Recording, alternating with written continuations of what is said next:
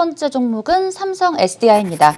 전일 기관과 외국인의 동반 매수세에 힘입어 3.9%대 오름폭을 키우면서 62만 6천 원의 상승 마감을 했습니다. 삼성 SDI 특히 배터리 부문 수익성 개선을 기대하면서 2분기 실적을 긍정적으로 바라보고 있습니다. 시청자님 현재 손실 중이신데 계속 들고 가면 매수 단가 터치할 수 있을까요? 일단 단기 바닥은 치고 반등을 시도하고 있습니다. 삼성 SDI가 최근에 어떤 투자 심리 위축으로 인해서 또 경쟁이 좀 과당되면서 좀 실적이 좋지 않을까 하는데 연간 실적으로 보면 뭐 작년 대비보다도 뭐 40% 정도는 증가가 예상이 됩니다. 영업이익 기준으로 보면. 그래서 심리적인 측면이 강해져서 좀 매도가 많이 나왔다 보시고 단기 바닥은 쳤는데 여기서는 좀 강한 반등이 나와줘야 돼요. 근데 바로는 상승이 안 나오고 일단 여기서 등락을 하면서 5일선, 10일선에 안착을 할 거예요. 그렇게 됐을 때 이제 본격적인 반등을 시도할 수 있는데 반등을 시도하면 뭐 70만 원대까지는 한번 반등을 시도할 수 있습니다.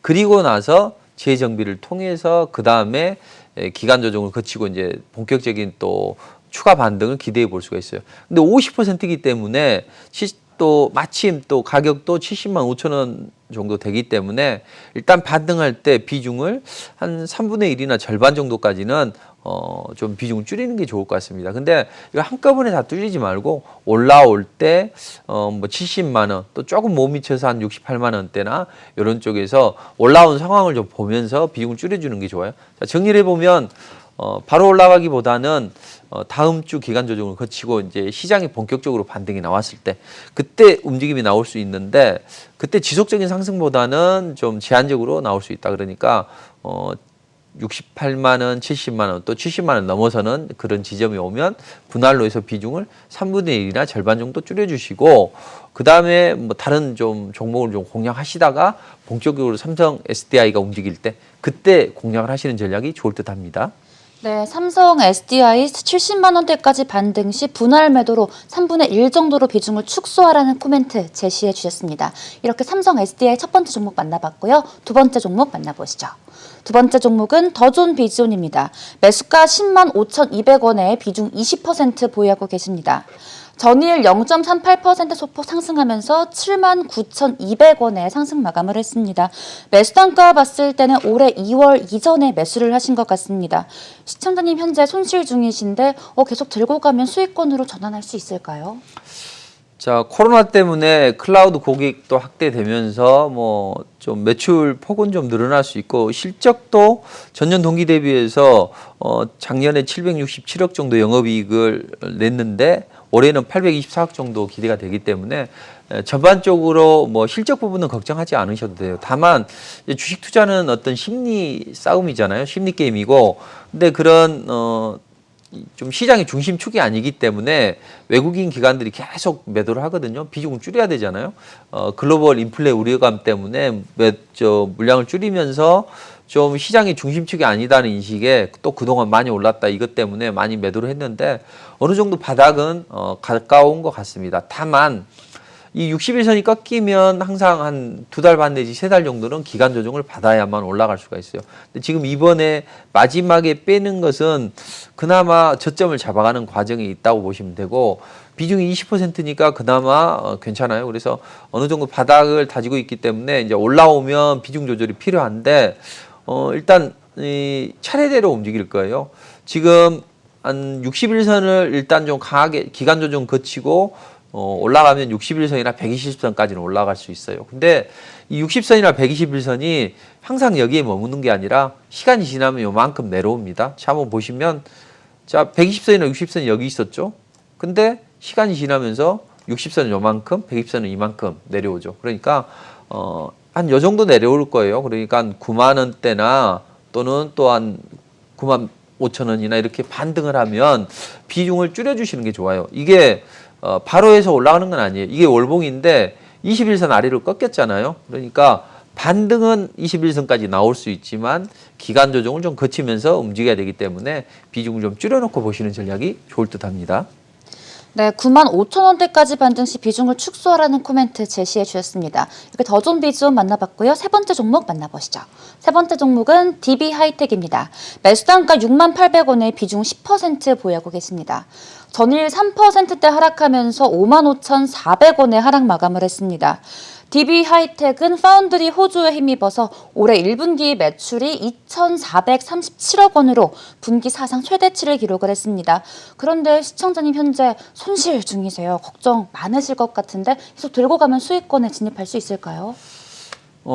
일단 중요한 변곡점이 조만간 올 겁니다. 그러니까 좀 방향성을 잘 봐야 되는데 이 종목 같은 경우에는 우리 MC님이 잘 설명하셨듯이 이 8인치 비메모리 파운드리 업체인데 자, 반도체 투자 쪽을 하는데 이 우리 국내 대기업들이 삼성이나 하이닉스가 주로 시스템 반도체 쪽에 집중을 한다는 이야기죠. 자, 그렇게 됐을 때 특히 SK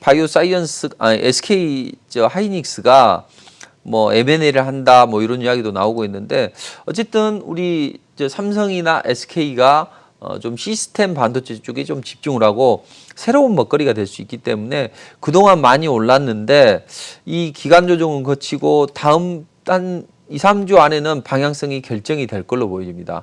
그러니까 이 종목은 10%의 비중이 적어서 괜찮은데요. 그 5만 원을 이탈하게 되면 일단 단기 조정 추세로 돌입했다고 생각하시면 돼요. 근데 윗방향으로 올라가면 편안하게 생각하셔도 됩니다. 그래서 빠지면 비중 줄여주고 한 절반 정도로 올라가도 일단 만약에 올라가면 좀 편안하게 보셨다가 이 전에 고점 한 7만 원대나 한 7만 5천 원대나 이 정도 올라오면 절반 정도는 줄여주신다. 이런 전략 가지고 가시면 좋아요. 자, 정리를 해보면 나쁘지 않아요. 그리고 중요한 변곡점이 조만간 옵니다. 빠지는 것만 조심하시면 돼요. 빠지면 비중 축소하면 되고 올라가면 좀 편안히 보셨다가 이 전에 고점 한 뭐 급등이 나오거나 아니면 뭐 한 5일 정도 상승을 하게 되면 이 종고점 원저를 위해서 비중을 분할로 축소해 주시는 전략을 권해드립니다. 네, DB하이텍 하락하면 비중을 축소하고 상승할 시에는 장기적 관점으로 접근하라는 코멘트를 제시해 주셨습니다. 이렇게 세 번째 종목 만나봤고요. 네 번째 종목 함께 하시죠. 네 번째 종목은 액세스바이오입니다. 매수단가 33,000원에 비중 100% 보유하고 계십니다. 네, 전일 4%대 오름폭 키우면서 27,800원에 장을 마쳤습니다. 매수단가 봤을 때는 이번 달 초쯤에 매수를 하신 것 같은데 액세스바이오, 긴코바이오웍스랑 코로나 진단키트 공급 계약을 체결했다는 긍정적인 보도가 전해지기도 했었습니다. 근데 하지만 지금 손실 중이세요. 또 비중이 상당하셔서 더 걱정이 크실 것 같은데 어떻게 대응하는 게 좋을까요?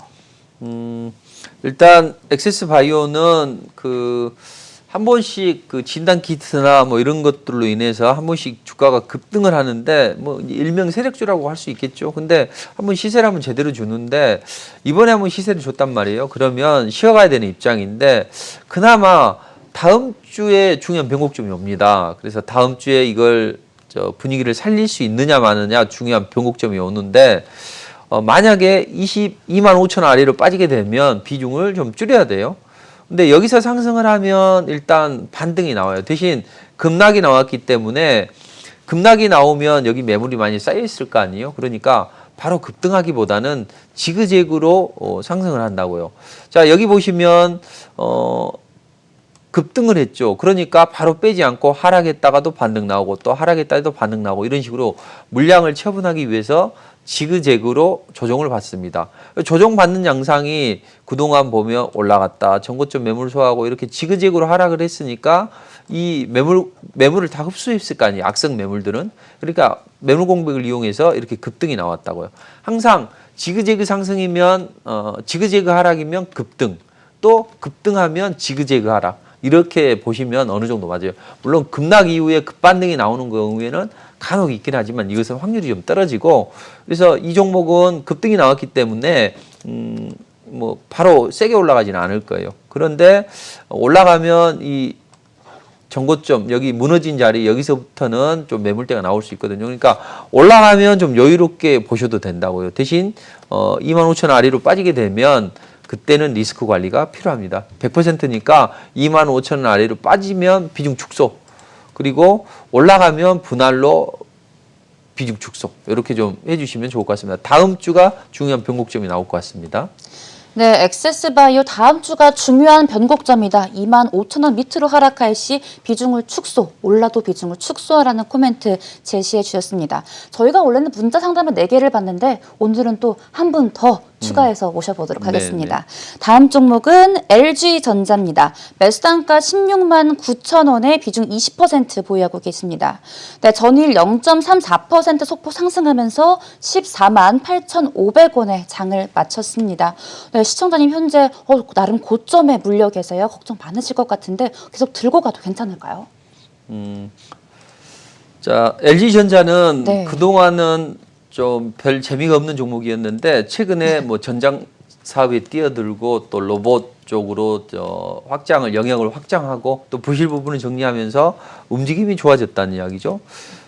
근데 어느 정도 주가에 반영은 됐어요. 그래서 지금은 횡보 등락하면서 다음 방향성을 결정을 할 건데 단기적으로는 조금 더 눌러줄 수가 있어요. 그래서 지금 올라가봐야 반등이고 본격적인 것은 한 13만 원대 후반이나 14만 원대 여기까지는 내려올 수가 있습니다. 그러니까 이 보통 보면 주가가 이제 일정한 법칙이 있어요. 근데 상승하는 정배열 초기의 주가는 이렇게 보시면 돼요. 정배열이란 건 뭐예요? 정상적인 관계는 아버지가 아들 목마를 태우는 거. 그러니까 무거운 건 밑에 있고 가벼운 건 위에 있는 게 정상적인 거죠. 그러면 이런 이게 240선, 120선, 60선, 20선이니까 차례대로 이런 게 정배열이라고요. 정배열에서는 주가가 중요한 이평선에서 지지 라인을 확보를 하게 됩니다. 자, 여기 보시면 11선에서 지지 라인이 확보가 됐죠. 가는 선이 11선이고 21선에서 파란 굵은선에서 지지되면서 반등이 나왔죠. 그 다음 녹색선 61선에서 지지되면서 반등이 나왔습니다. 보이지 않지만 여기다 그려놓지 않았지만 91선에서 지지되면서 반등이 나왔어요. 이번에는 120선을 지지하면서 반등이 나와야죠. 대신 항상 거꾸로 갑니다. 우리는 가지고 있는 입장이기 때문에 지지 라인을 확보를 하기를 원하지만 오히려 시장을 핸들링하는 그런 주체들은 오히려 우리가 싫어하는 걸 하죠. 그래서 의도적으로 이 아래로 더 흔들어 버립니다. 그래서 121선을 무너뜨리면 그때는 이제 단기 저점을 회복할 수 있다 이렇게 생각을 하시고 일단 지지 라인이 확보가 되면 이제 기간 조정 거치다가 반등을 하면 다시 한번 뭐 이 중심 가격대가 이 정도 되잖아요. 대략 이렇게 보면 여기서 무너졌고 또 반등해서 여기서 또 무너졌으니까 중심 가격대가 한 16만 원대 한 중반 정도 된다고요. 그때 되면 비중을 이때부터 시작해서 17만 원대 올라오면 비중을 한 절반 정도로는 줄여주시는 전략이 좋을 것 같습니다. 네, LG전자에 대해 아주 세세한 코멘트 함께 하셨습니다. 이어서 저희 인기 많은 전화 상담으로 넘어가 보도록 하겠습니다. 전화 들어왔습니다. 시청자님 안녕하세요. 네, 안녕하세요. 네, 반갑습니다. 네, 네. 네, 오늘 어떤 종목 때문에 고민이실까요? 예, 현대 한일시멘트입니다. 아, 한일 현대시멘트요? 네. 네, 매수 단가랑 비중 알려주시겠어요? 네, 4만 원에 100%. 4만 원에 100%요? 네. 네, 우선 수익 중이시네요. 네. 네, 축하드립니다. 어떤 부분이 가장 궁금하실까요? 지금 건설 관련주 해가지고, 네. 지금 좀 올라갈 것 같다고 그러는데, 그게 올라갈 수 있는 건지, 더 갈 건지. 아, 추가 반등이 있을까 궁금하시군요. 네. 네, 알겠습니다. 저희가 그럼 빠른 상담 도와드릴게요. 네, 고맙습니다. 네, 감사합니다. 네, 시청자님 목소리가 아주 좋으세요. 네. 4만 원에 매수를 하셨고 비중이 100%로 상당하신데 계속 들고 가면 효자 종목 될 수 있을까요? 업황 자체는 좋죠. 뭐 네. 주택 경기가 좋아지고 또 이쪽에 뭐 규제도 완화되면서 거기에다 뭐 시멘트 재고도 부족되면서 가격도 인상이 되고 해서 전반적인 흐름은 좋긴 한데 주가에 많이 반영이 됐어요. 지금 전반적인 흐름을 살펴보면 일봉상에서는 주가가 많이 반영이 됐고 다만 이 시멘트 관련주들이나 이런 건설 기자재 업체들 보면 그동안 너무 많은 조정을 받았기 때문에 뭐 큰 흐름상으로 보면 충분히 더 추가 상승이 나올 수 있는 여건이 형성이 되는 곳이에요. 다만 너무 많이 상승을 해서 이것을 돌려세우는 흐름이 필요합니다.